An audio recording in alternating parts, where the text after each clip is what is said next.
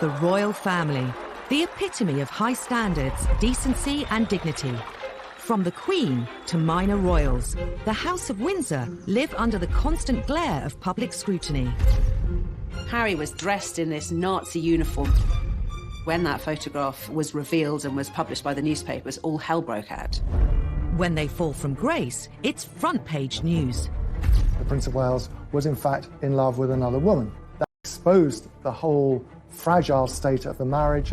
Whether it's what they're saying... For Prince Philip to refer to them as having slitty eyes, I mean, that's completely unacceptable. How they're behaving. He had not enough to do. He was falling out of nightclubs, somewhat inebriated. Or who they fall in love with. He was divorced. She was a princess. The royal household were absolutely aghast. The media had an absolute field day when this relationship became public. This was a very racy royal girlfriend indeed. Royal scandals matter. The repercussions ripple through Britain. For the first time, you have a senior member of the royal family actually telling the world what is wrong with her marriage. Controversy can even cast questions over the crown itself. You think, well, why are we having a royal family if this is how they behave? Some royal scandals are beyond the palace's control, whether it's unwanted intruders. It was a huge scandal at the time, horrifying for a nation who expect their monarch to be better protected. Or troublesome in-laws. There will always be debacles with the Markles, and whenever they step into the light, they will cause another scandal. These are the stories that caused scandals at the palace, told by those that witnessed them. Well, the whole thing was embarrassing for the royal family. Not only did she wash her dirty linen in public, before it was washed, she held it up so everybody could see every little stain.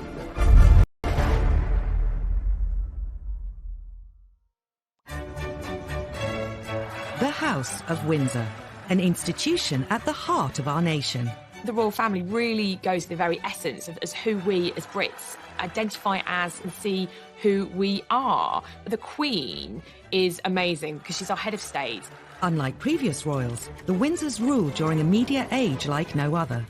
The idea of that goldfish bowl, which the royal family live in, means that scandals are never very far away because the world is watching.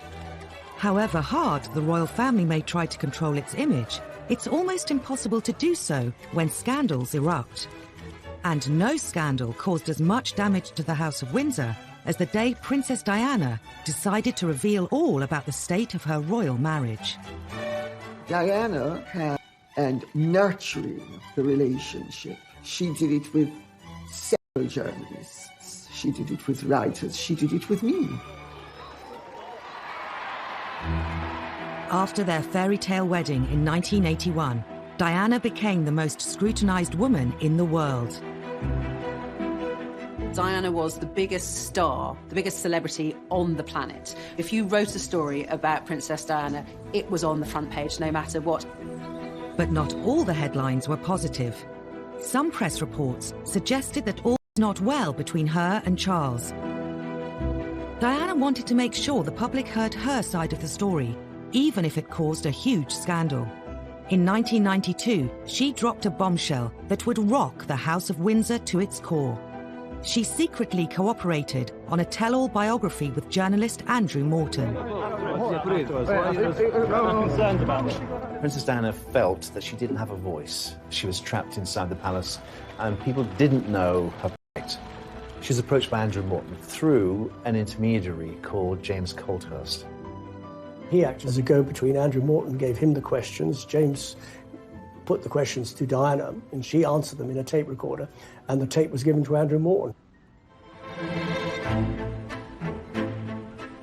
Colthurst made repeated clandestine visits to Kensington Palace and taped several conversations with Diana. I was working with Diana in 1992 and was completely unaware of her liaison with the go-between James Colthurst. Had I been aware of it, or had I been advised of it at that particular time, I would have probably encouraged her not to do it. Diana's butler, Paul Burrell, was one of her closest confidants. Even he was kept in the dark until shortly before the book's publication. I remember saying to her, "Do you think it's a good idea?" And she said, "Well, it's done now. It's too late." She didn't seem to care.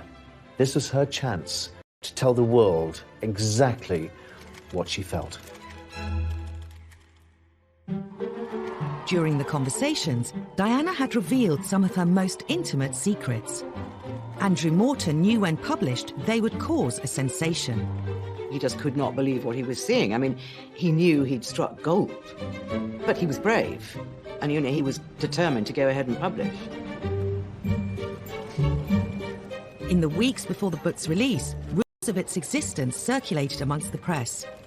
During an official visit to Budapest, Diana was confronted by the Queen's press secretary, Dickie Arbiter. She categorically denied that she had given any assistance whatsoever to Andrew Morton. She had that sort of look on her face, and I knew that she was being economical with the truth. But you don't tell... The story was published in January 1992.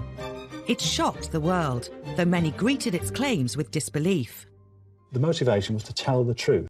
For once, forget the propaganda, tell the truth about what's really going on, because we do face a crisis in the House of Windsor. It's obvious to everyone. And make you a rich man. Well, if that's a corollary, then so be it. The book alleged Diana had been driven to bulimia, severe depression and self-harm. It was headline news in every newspaper, every TV channel. The fact that Diana released such personal details about her life, it was just one thing after another, what she thought of the royal family, how they treated her. It was one of the biggest scandals ever. We knew that they weren't happy, but we thought they were managing that unhappiness. Morton's book showed that they in fact led very separate lives, and that as far as Princess Diana was concerned, her husband, the Prince of Wales, was in fact in love with another woman, Camilla Parker Bowles. Royal author Lady Colin Campbell knew Princess Diana well and has also written a biography of her. The whole thing was embarrassing for the royal family. Not only did she wash her dirty linen in public, before it was washed, she held it up so everybody could see every little stain. The most shocking claim in Andrew Morton's book was that Diana threw herself down the stairs while 4 months pregnant because she was so unhappy. While many poured scorn on the claim, Paul Burrell says he remembers the incident well. I was actually at Sandringham when I heard this enormous clatter on the wooden staircase to find the princess halfway down it, faking a tumble while she was carrying Prince William. There's no way on this planet that she would put at harm her unborn baby, but she wanted attention. I think the Andrew Morton book was a cry for help. Diana and Charles's marriage was under the spotlight like never before. So too his relationship with Camilla Parker Bowles. After Diana and Charles's separation, he decided it was his turn to bear all to the media. In an ITV documentary, he admitted he'd been unfaithful during the marriage, but only after it had irretrievably broken down. Now that Charles's affair with Camilla was public knowledge, Diana was determined to use the media to hit back again, with the biggest royal interview of all time. The princess always thought that revenge was a dish best served cold. Undeterred by the scandal that would inevitably ensue, once again Diana secretly collaborated with a journalist to broadcast her side of the story. During the summer of 1995, she'd been introduced to a young man working for Panorama called Martin Bashir, and heads of the palace.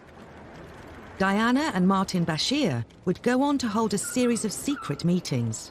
I used to go to White City and bring him back in my car in the boot so that nobody would see him. Martin Bashir would relish the prospect of being brought into Kensington Palace in the boot, mysteriously, secretly. Diana eventually agreed to Martin Bashir's request to film an interview. But fearful Buckingham Palace would find out, she kept it a secret, even from her press secretary, Geoffrey Crawford. At the time, for her press secretary and for the Queen not to know that this explosive interview was being planned and then filmed and then broadcast without knowledge was an extraordinary breach of protocol. Paul Burrell had helped arrange Diana's meetings with Bashir, but she was obsessed with secrecy. It was a Sunday afternoon. The princess said, "You haven't seen your family this week. Why don't you go home and see your wife and children?" I thought, this is strange. I took the opportunity to go home. The coast was now clear.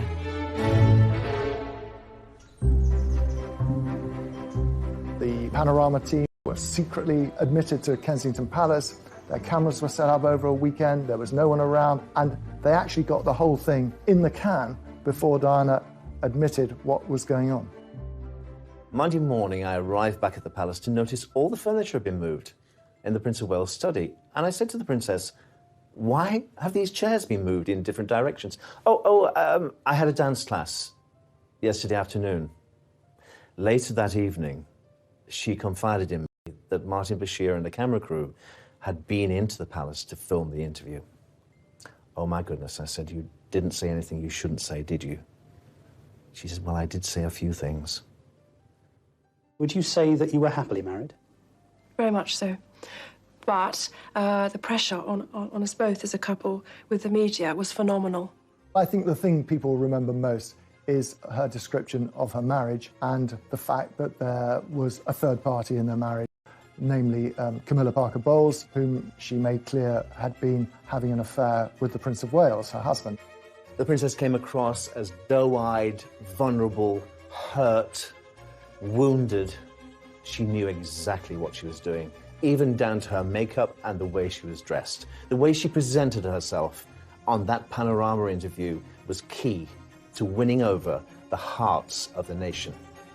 It got more than 22 million viewers. You can also see why the royal household was so totally devastated by it, and they didn't even know it was happening when it was being planned.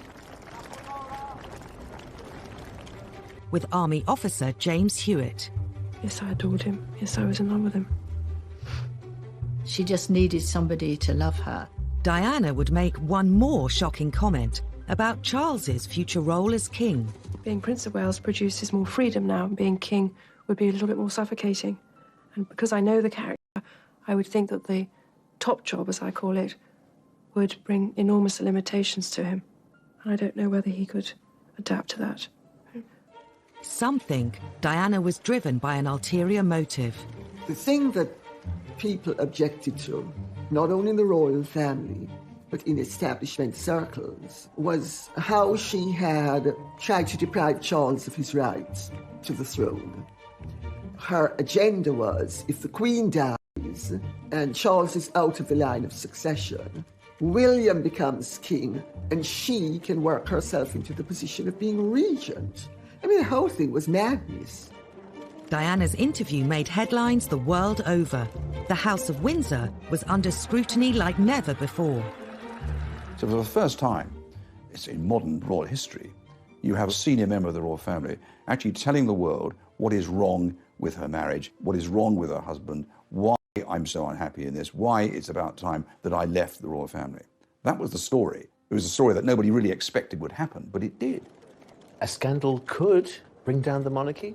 Diana almost did. She wouldn't have been proud of that. But I think the royal family are only there for as long as people want them to be there.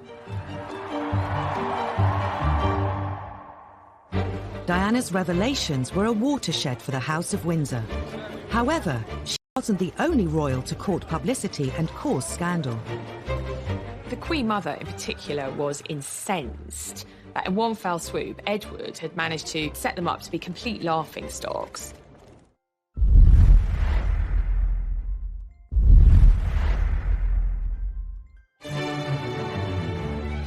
As reigning monarch for over 65 years, the Queen has had to endure decades of royal scandals. Many have involved her 4 children.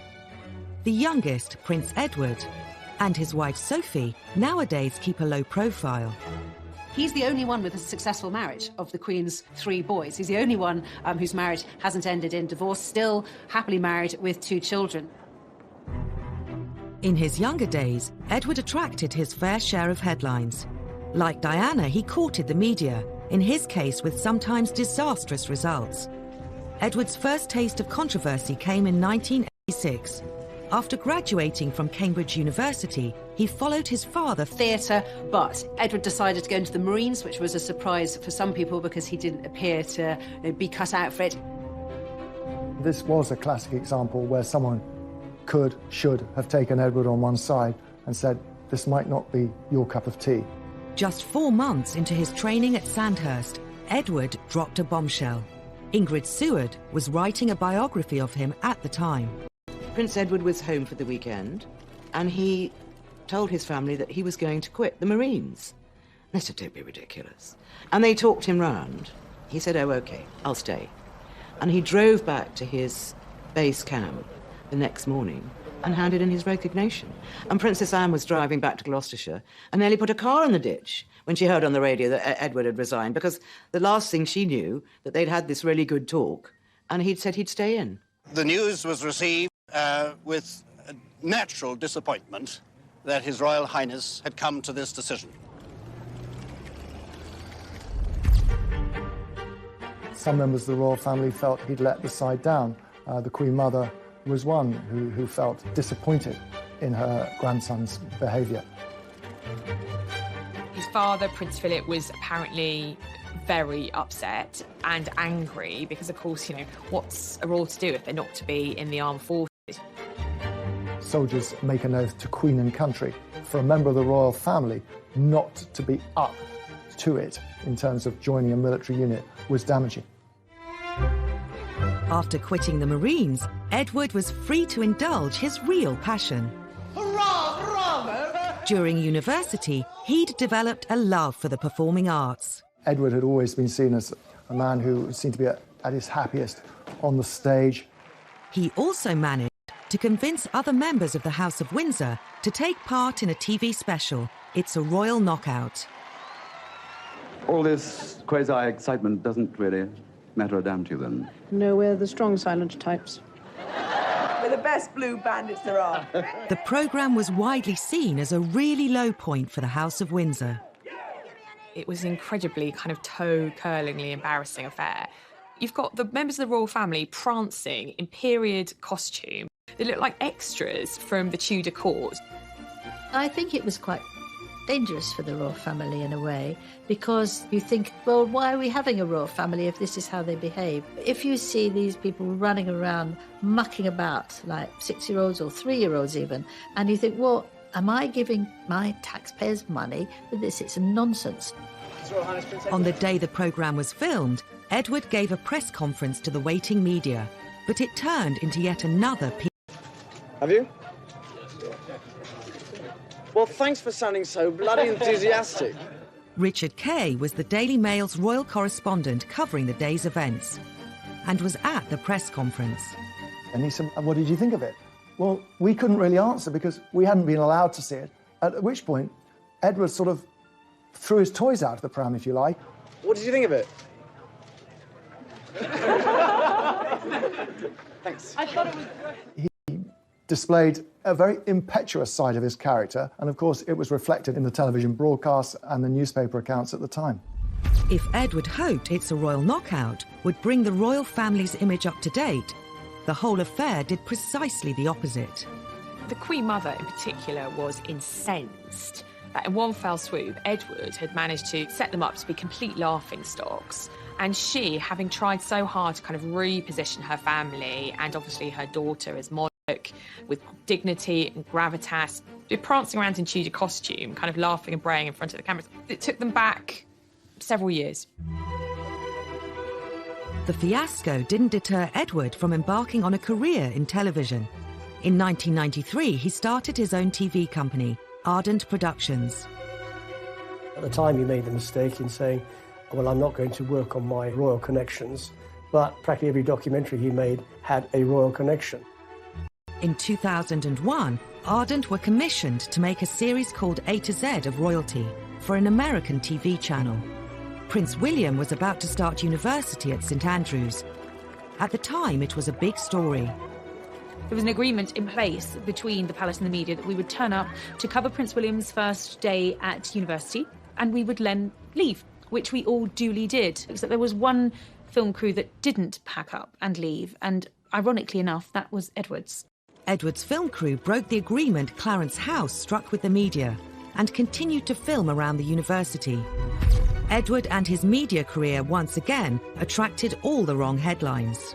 Edward was very defensive about it, maintaining that they weren't stalking Prince William, they were merely doing some extra shots they wanted to take up there. It did look very much like there were two rules. One rule for the working press, if you like, the media, and another for the royal family. It looked favouritism. Press reports claimed Ardent's bungling caused a huge bust-up between Edward and William's father. Prince Charles was apoplectic about it. When news reached him that there was still a camera there was quite a colourful phone conversation had between the two brothers. Ardent were forced to issue a public apology. It was a massive case, end of Edward's fledgling production career. Edward's television career was subject to press ridicule from the beginning. It was symbolic of the media's changing relationship with the royals. In the years immediately after the war, the British media showed far more deference to the monarchy. But in the 1950s, that began to change. The threat of scandal forced Princess Margaret to abandon her plans to marry.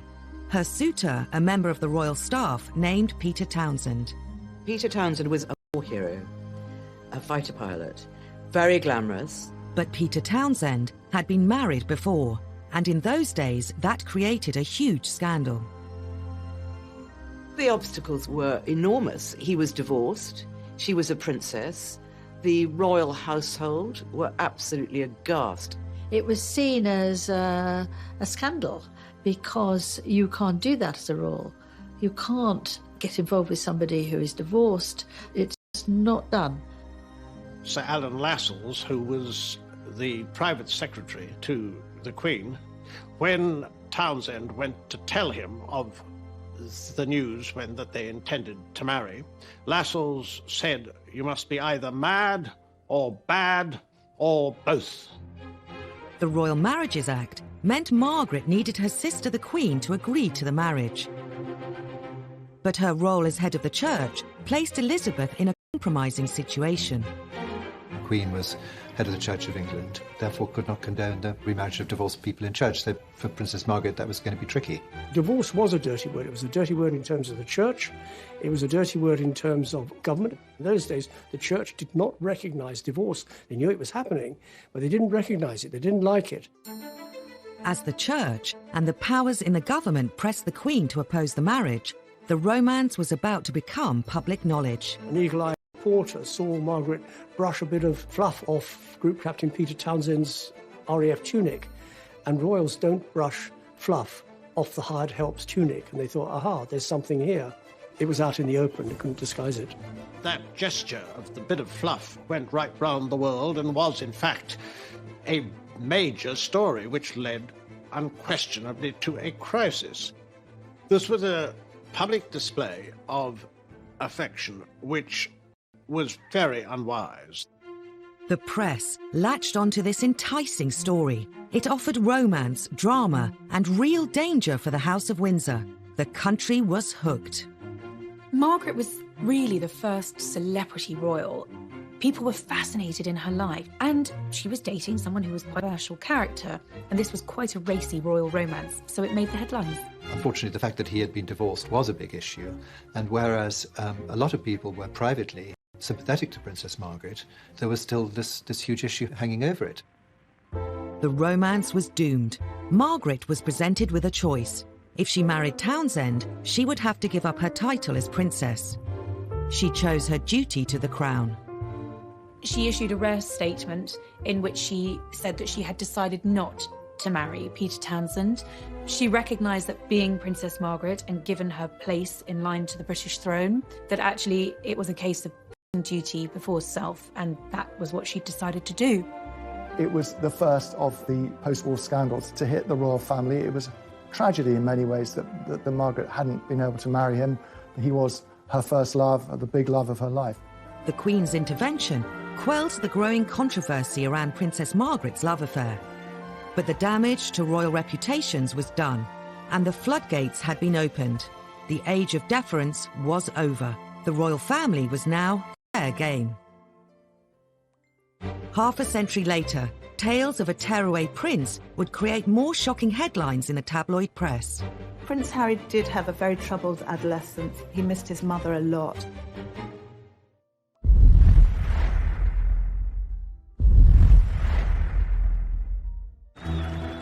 Prince Harry.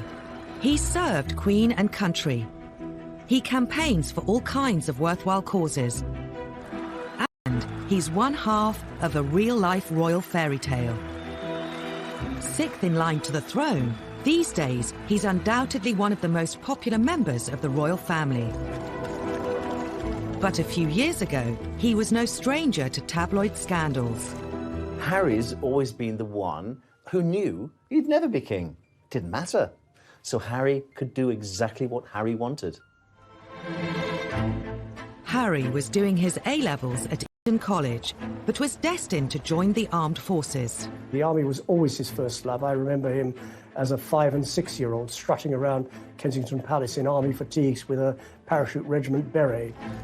But before serving in the military, Harry was grabbing the headlines. He had not enough to do. He was falling out of nightclubs, somewhat inebriated. In 2002, the antics of the 17-year-old were to make front-page news. He got involved with smoking cannabis and drinking too much, so his dad took him by the ear and took him to a rehab centre. Prince Charles was so concerned at how often his younger son was using cannabis that he insisted he visited the Featherstone Lodge Centre in South London. Prince Harry met addicts. Story caused a stir and would become a major front-page splash. The News of the World got a hold of the story and, put it to the palace, and we're going to go and run with a big story about drugs. Prince Charles's spin doctor at the time, Mark Bolland, later said they decided to cooperate with the News of the World to try and present the story positively. They showed the Prince of Wales in a good light by saying as a dad he was taking his kid to a rehab centre to show the dangers of drugs and drink. And the News of the World would go along with it because then they could run the story on the drugs anyway. What youngster of that age wasn't falling out of nightclubs or pubs? It happens all the time. Even if you've got a protection officer in tow, that you are going to get up to things that maybe you shouldn't. Others in the media speculated that Harry was struggling to cope with the death of his mother at the age of 12. Prince Harry did have a very tough time after the death of his mother. He had a very troubled adolescence, very public displays of fighting with photographers and getting drunk. I think he missed his mother a lot and didn't really have a role in life. I think Harry's wild teenage years have a direct link to losing his mother. William and Harry walked behind Diana's coffin as part of the funeral cortege. Having grown up with them, of the two boys, I always worried about Harry most.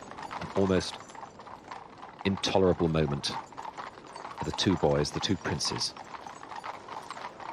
Impossible to put into words. I knew that William was of an age he could understand his mother's passing, and Harry wasn't. And that really did affect his teenage years. He admitted a couple of years ago that he suffered mental health as a result of the death of his mother. At the time, he said no 12-year-old should be asked to walk behind a coffin. But then Prince Harry's no ordinary 12-year-old. He's a prince of the United Kingdom. After the rehab story, the press became increasingly interested in Harry's personal life. This was a difficult time for Harry. When Harry and William were at school, the press had voluntarily signed this agreement with the palace that they would give the boys their privacy. That was a big deal on Fleet Street. They were prepared to do that. But of course, once they left school, all bets were off. With Harry viewed as fair game by the tabloids, the floodgates opened. It was a fancy dress party with a colonial theme. Harry, for some reason beyond most people's understanding, decided that he was going to dress up with Nazi insignia, which a guest caught and photographed and sold to the Sun.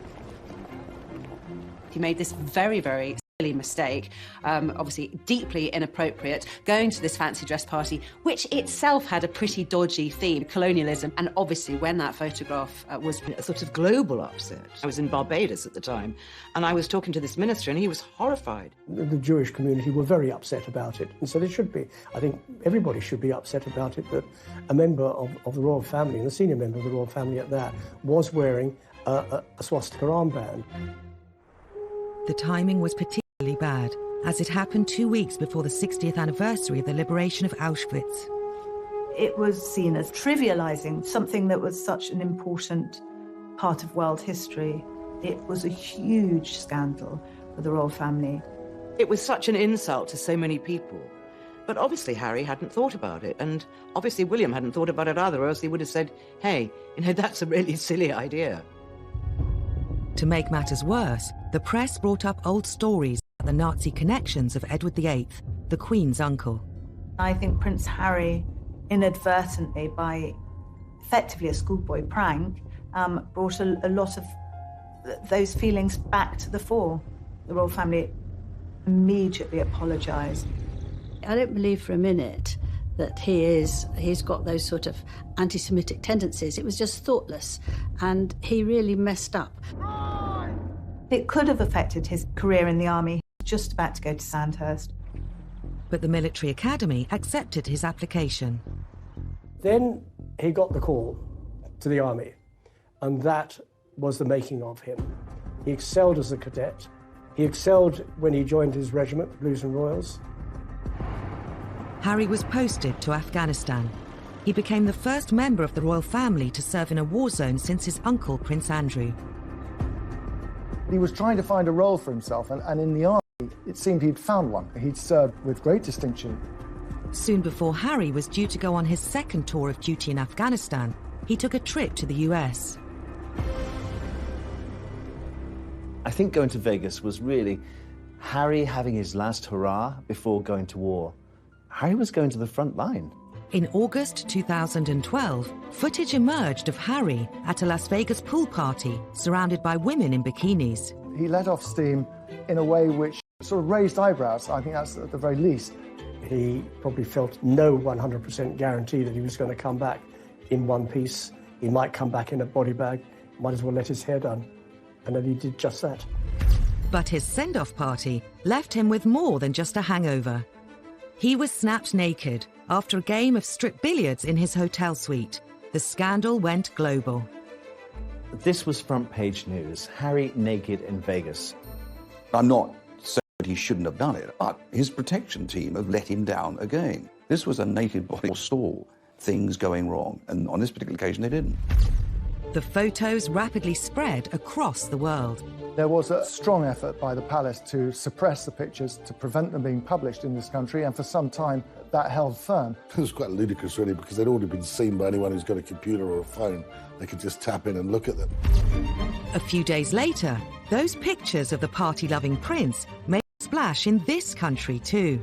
He was portrayed in the media as a foolish young man who had some life lessons to learn. In many ways, it was rather unfair. I mean, he was only doing what a lot of young men of his age do. I think at the end of the day, when the pictures started appearing, it endeared Harry to the great British public. They thought, hey, he's one of us. Ultimately, it was a phase Harry was going through, like a lot of kids go through, and just part of his growing up. Today, Harry has dedicated himself to helping young people and mental health charities. And of course, he's very happily married. Some think Harry's wild days actually helped cement his place in the hearts of the public. I think the whole world love Harry. Welcome to Canada! They love a sort of bad boy who's become a good boy, and he's got a lot of charisma. Harry is a progressive modern royal. You either want the royals to be modern or you don't. If they're not modern, they're complaining about them not being modern. If they do modern things, then still complaining. You can't have it both ways. Prince Harry cares a great deal about how he's perceived. But the same couldn't be said of his grandfather. I think there's always a slight intake of breath whenever we used to see the Duke of Edinburgh on public engagements, because you never quite knew what he was going to say or do next. It doesn't sound entirely native. He does have an extraordinary ability to put his foot in it.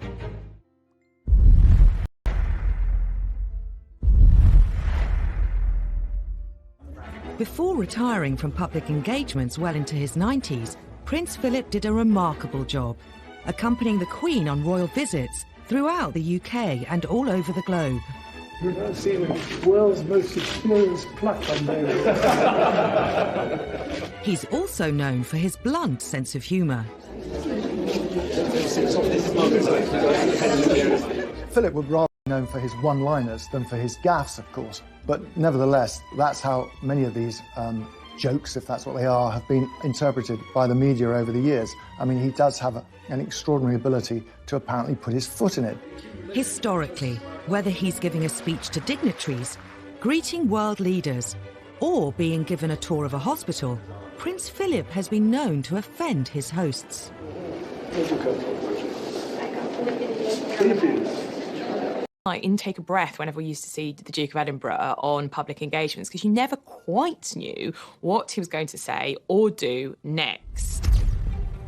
And that's led to a string of scandals and a huge array of headlines. The Duke of Edinburgh definitely has a reputation for being gaffe-prone. Some of them are funny. Thank you very much indeed for your kind welcome and for the very nice things you said about me, and also for this excellent dinner. I can tell you that I'm prepared to grace almost anything for a meal like that. Some of them are very non-PC. Prince Philip today unveiled an award, but also at one point observed that a somewhat dilapidated fuse box looked as though it was put in by an Indian. And some of them are downright offensive. You don't sound entirely native. I just don't think he can help himself. He just says what he thinks. And I suppose in the 1920s and 1930s you could get away with that. Prince Philip is a law unto himself. I think it would take a very, very brave person to say, sir, by the way, can you just tone it down a bit? No one tells Prince Philip what to do, first and foremost. He is his own man. He says what he thinks and what he feels. At the centre of a storm, the Duke visiting Ely Cathedral today, saying nothing more about handguns. On his behalf, though, a lengthy apology from Buckingham Palace after he questioned the wisdom of new restrictions. He is trying to say the right thing, and sometimes it doesn't come out quite right. He's always taken the view that his role is an icebreaker. The Queen is actually remarkably shy. In 2013, Philip met Nobel Prize-winning education campaigner Malala Yousafzai. One thing about children going to school, they go to school because their parents don't want them in the house. Instead of putting people at ease, sometimes he puts them in the spotlight. In 2010, Navy Sea Cadet Elizabeth Rendell made national news when the Duke asked her if she worked in a strip club. He was with people in uniform. He's always much more comfortable with naval and army types, and he obviously felt secure in their surrounding that he could crack a joke. While people in the UK are used to his old-fashioned sense of humour, on the international stage, the Duke has sometimes threatened diplomatic relations with foreign countries. I don't think he means any genuine offence when he makes these one-liners, but unfortunately, he has offended nations and peoples around the world. In 2009, the Duke committed one of his most high-profile blunders when meeting Barack and Michelle Obama. Meetings with the Chinese, the Russians, they have a camera. Can you tell the difference? I think Prince Philip asking whether you could tell the difference between Chinese, have a preponderance of saying something rude about the Chinese.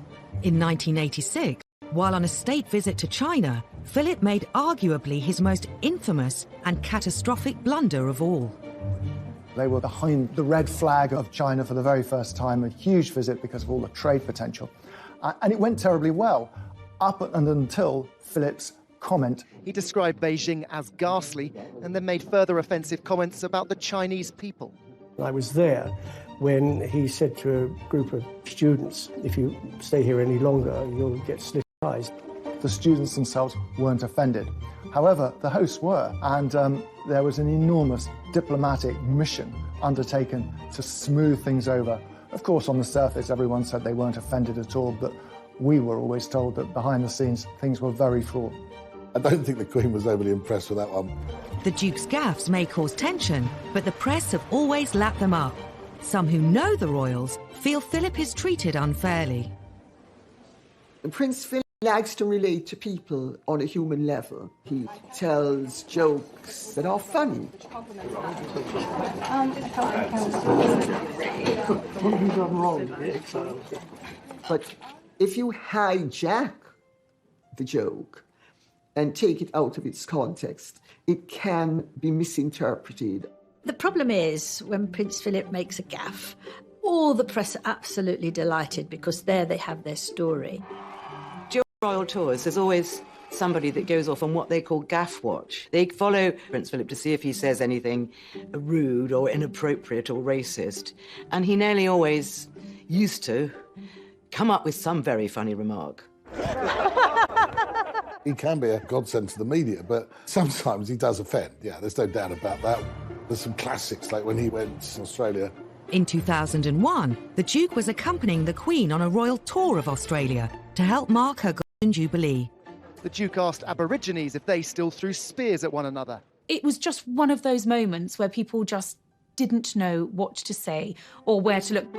This comment caused such uproar and such offence that the palace was forced to release a statement to make it very clear that the Duke had made these comments with a light heart and that no offence was intended. But of course, by that point, the damage had been done. He had hugely offended his hosts. In spite of, or perhaps because of Prince Philip's infamous gaffes, he's remained very popular with the public. Well, Prince Philip is one of the most well-loved members of the royal family. He really was the kind of comedic companion to the Queen. He has been sort of a wonderful husband to the Queen, so supportive throughout. An essential ingredient of any happy marriage. And you can take it from me that the Queen has the quality of tolerance and abundance. Sometimes it's not just the reputation of the royal family that's on the line, it's their safety. When there's a lapse in security, it's not simply a scandal, it's a matter of life and death. She could have been knifed, she could have been suffocated. Anything could have happened to our monarch lying in her bed. While we're used to seeing the public lives of the royals, what goes on behind palace walls has always been more of a mystery. The royals have been hit by a number of scandals involving their personal security. Security scandals are scandals because this is our royal family. They're precious to us and we want to keep them safe. Well, if we can't keep some of the most important people in the country, the Prime Minister, members of the royal family, alive, then what hope do we have for the rest of, hoi polloi? As stories have emerged of royal security lapses, they've given us a glimpse into the private lives of our royal family. In the early 1980s, an intruder at Buckingham Palace got dangerously close to the Queen. I think in this day and age especially, the security of the Queen is of the utmost importance, and we have to ensure that we do have the best security in place and protection for her. You would think that Buckingham Palace is one of the most secure properties in the land. You're wrong. 7 a.m. on a hot July morning in 1982. 33-year-old unemployed decorator Michael Fagan was suffering from severe depression after the breakup of his marriage. He found himself outside Buckingham Palace and spotted an open window. Back in the day, the security was there, but not enough. Fagan scaled the floor. He began wandering the corridors of the palace. Within minutes, he reached the wing housing the royal apartments, including the Queen's bedroom. He had managed to completely evade royal protection and security and get straight to the Queen. On his way in, Fagan had set off an alarm sensor, but thinking the alarm was faulty, the police silenced it. To make matters worse, the armed police officer, who should have been outside the royal bedroom, was away from his post. Fagan walked straight into the Queen's bedroom, where she was fast asleep. He could easily have killed the Queen in her bed, and that would have been it. He sat on her bed, and apparently she kept him calm by having a nice chat. Minutes later, palace police bundled him out of the room. Her Majesty told me the story personally. I said, well, that's extraordinary. She's plus, he was gripping a broken ashtray and he was bleeding on my counterpane. All she was worried about was the bloodstain on her bedclothes. She wasn't worried about her safety at all. Anything could have happened to our monarch lying in her bed. She could have been knifed, she could have been suffocated. It was a huge scandal at the time, horrifying for a nation who expect their monarch to be better protected. The embarrassment and the scandal reverberated through the corridors of Buckingham Palace, down the Mall into Westminster. It was such a national scandal that the Home Secretary offered his resignation. The Queen said no, but he obviously felt embarrassed enough to offer it, and I think that was right. Michael Fagan wasn't charged, but did spend the next 6 months in a psychiatric hospital. The scandal meant that royal security was doubled and Her Majesty could sleep safely in her bed.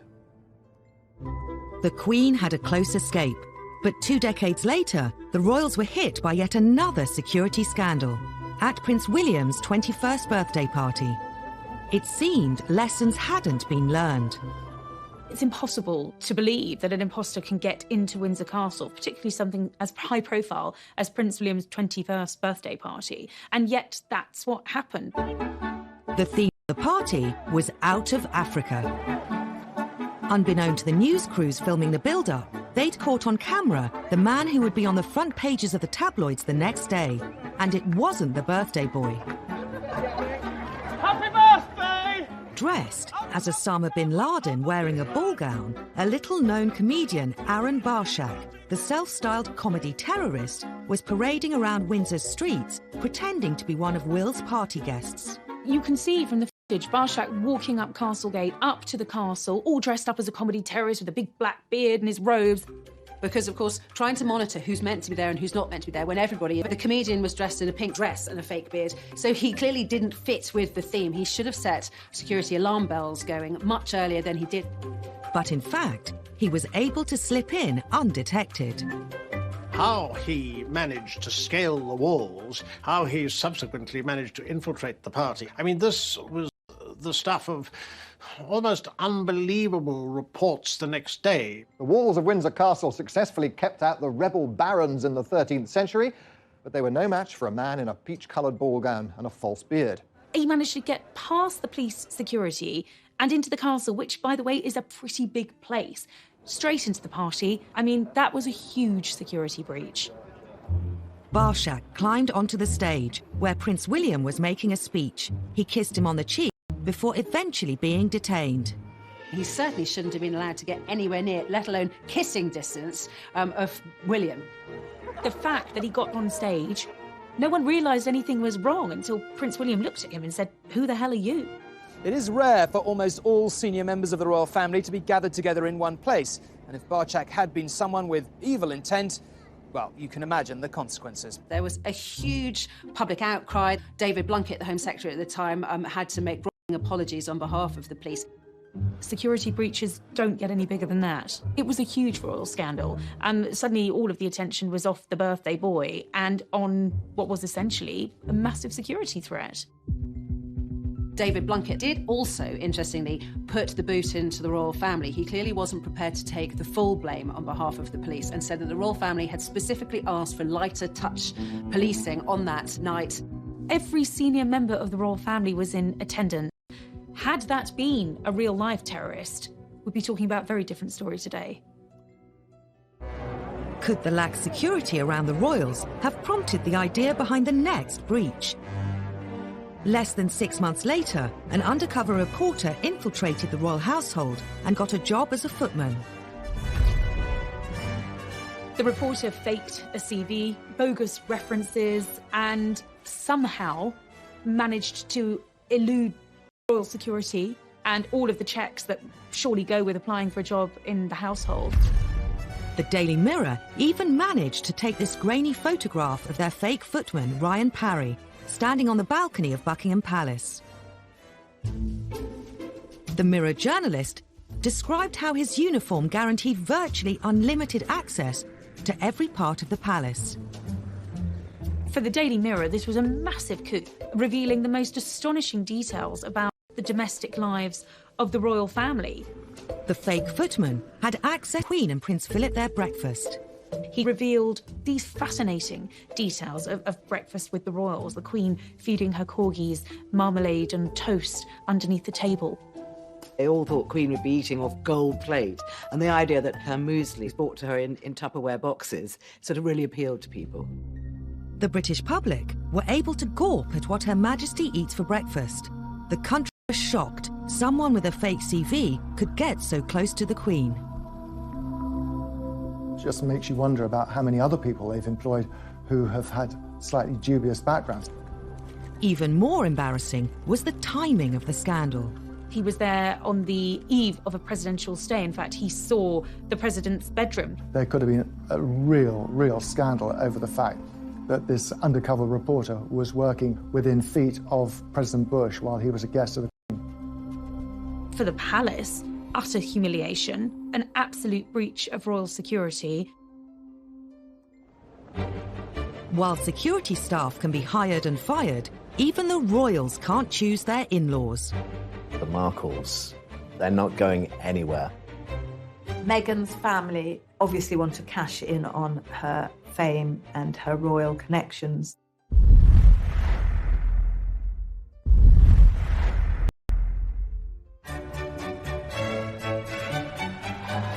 May 2018, Prince Harry married Meghan Markle in a fairy tale wedding, watched by the world.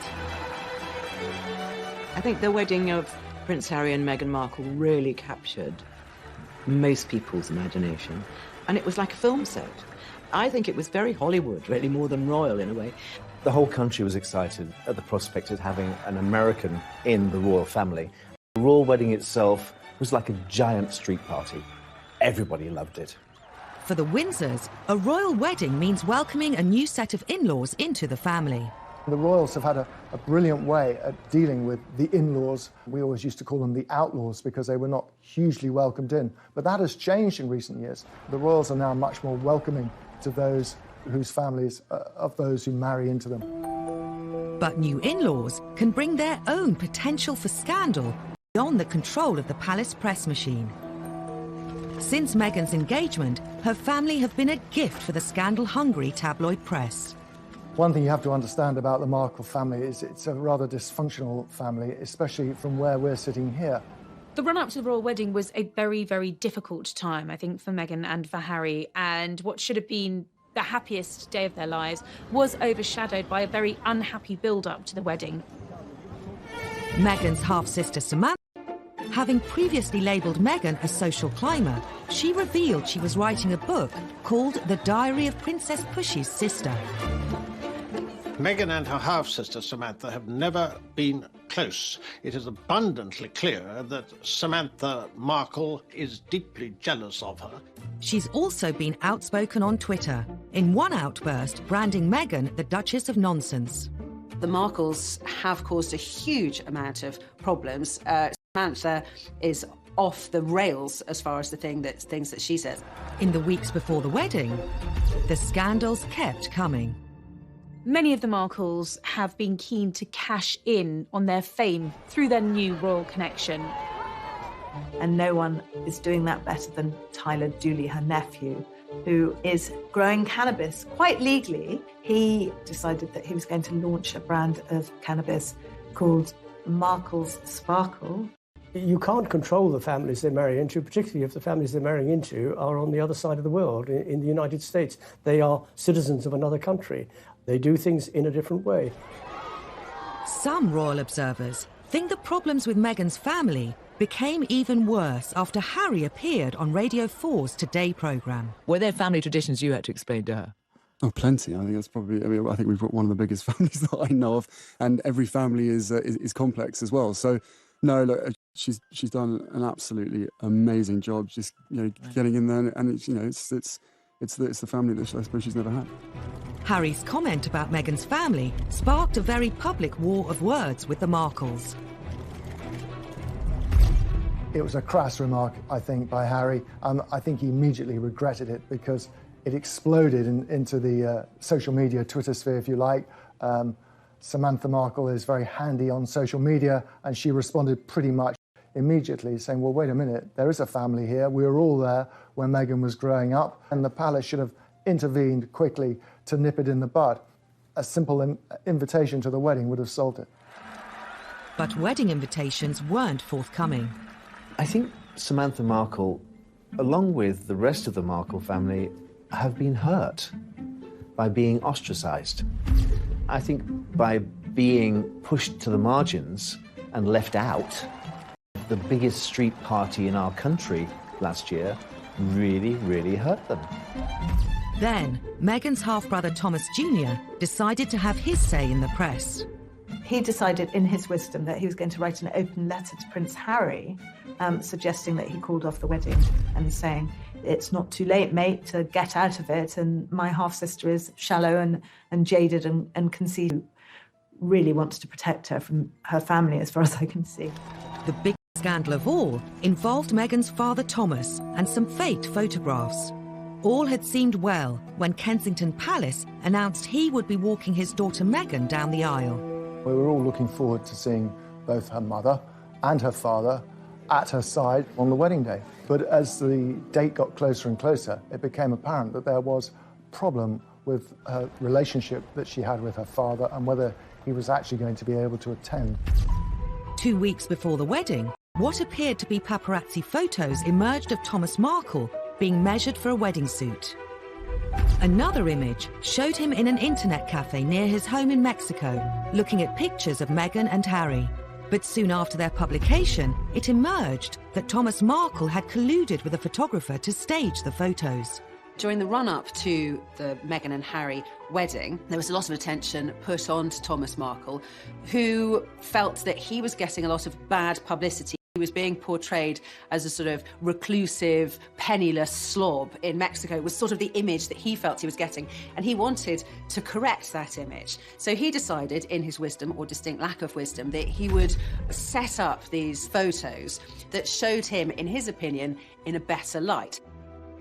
The focus of the wedding shifted from the bride and this great British event to the bride's father. The British press had a field day. Samantha Markle admitted advising her father to do the photos. They were both accused of ruining Harry and Meghan's imminent wedding. Whether he was financially rewarded for them, we're not entirely sure, but the assumption was he was being paid for these pictures. And that started alarm bells ringing at Buckingham Palace. And then, of course, there was so much written about how this must be very, very humiliating for Meghan, and what's her relationship, and is he going to come to the wedding after all or not, which was, of course, the big question mark about all of that. Was Thomas going to walk Meghan down the aisle? As the clock ticked down to the big day, it was reported Thomas Markle was in hospital with heart problems, meaning he wouldn't be at the wedding. It turned into a huge fiasco for the royal family. This was a man who had to miss his daughter's wedding, who was flailing around not knowing what to do, and ended up in hospital with a heart attack. In the end, Prince Charles stepped in. As a father of a daughter, more than anything, you want to give your daughter away, I'm certain, at her wedding, and the fact that he couldn't do that must be a sense of deep, deep sadness to him. Could the whole scandal have been avoided? Now, wouldn't you think they'd learned their lessons from the past? Wouldn't you think that they'd send somebody out to America to take care of the father of the bride? But Dickie Arbiter, the Queen's former press secretary, says that Buckingham Palace was powerless to intervene. A lot of people were saying prior to the wedding that maybe the palace should have done more to protect Thomas Markle. Suggests that Harry and Meghan should fly out there. Well, it's not that simple. A member of the royal family goes to a foreign country. First of all, you've got to ask the Queen's permission, A, if they can go. Then you've got to say to the government you want to go. You always can't just jump on a plane. The controversy surrounding Thomas Markle and the fake photos put a huge strain on his relationship with Meghan, and there was worse to come. Meghan tried to mend the rift and wrote her father. What did he do? He released that letter, a personal letter from his daughter to himself, to the media. If every time she writes to him or rings him, he talks to a journalist, then she's going to stop doing it. So she's going to have to cut him out of her life, I fear. To make matters worse, 6 months after the wedding, Thomas Markle appeared on TV, complaining Meghan had cut off all contact. Been trying to reach out for several weeks. Every day I try to text her. I just haven't received any comment back. And Samantha appeared on Channel 5's Jeremy Vine show to defend what she'd said about Meghan. I've got a brother. If I fall out with him, what I'm not going to do is tweet insults at him, because then he won't talk to me.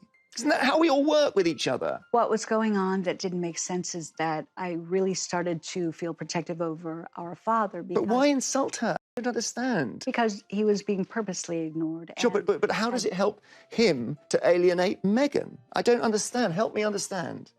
We were hoping that private channels would be used. They're not being used. When they failed, we went public.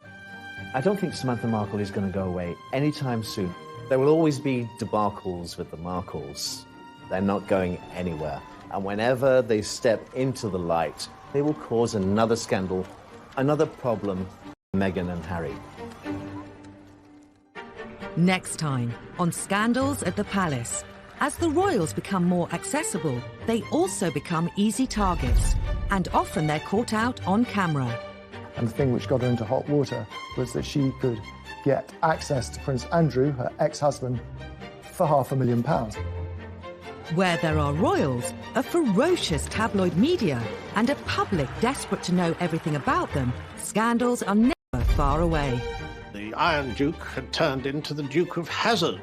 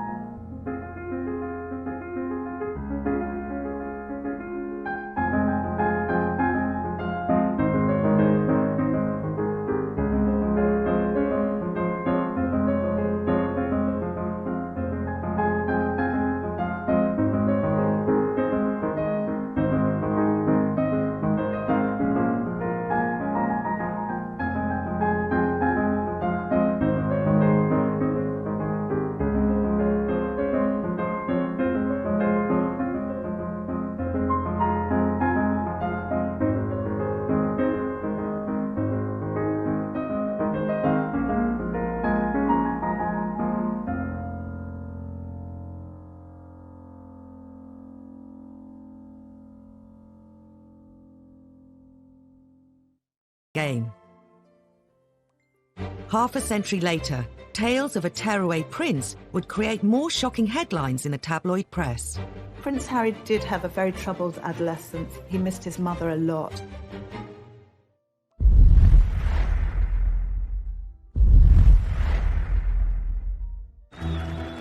Prince Harry. He served Queen and country. He campaigns for all kinds of worthwhile causes. And he's one half of a real-life royal fairy tale. Sixth in line to the throne, these days he's undoubtedly one of the most popular members of the royal family. But a few years ago, he was no stranger to tabloid scandals. Harry's always been the one who knew he'd never be king. Didn't matter. So Harry could do exactly what Harry wanted. Harry was doing his A-levels at Eton College, but was destined to join the armed forces. The army was always his first love. I remember him as a 5- and 6-year-old strutting around Kensington Palace in army fatigues with a parachute regiment beret. But before serving in the military, Harry was grabbing the headlines. He had not enough to do. He was falling out of nightclubs, somewhat inebriated. In 2002, the antics of the 17-year-old were to make front-page news. He got involved with smoking cannabis and drinking too much, so his dad took him by the ear and took him to a rehab centre. Prince Charles was so concerned at how often his younger son was using cannabis that he insisted he visited the Featherstone Lodge Centre in South London. Prince Harry met addicts. Story caused a stir and would become a major front-page splash. The News of the World got a hold of the story and, put it to the palace, and we're going to go and run with a big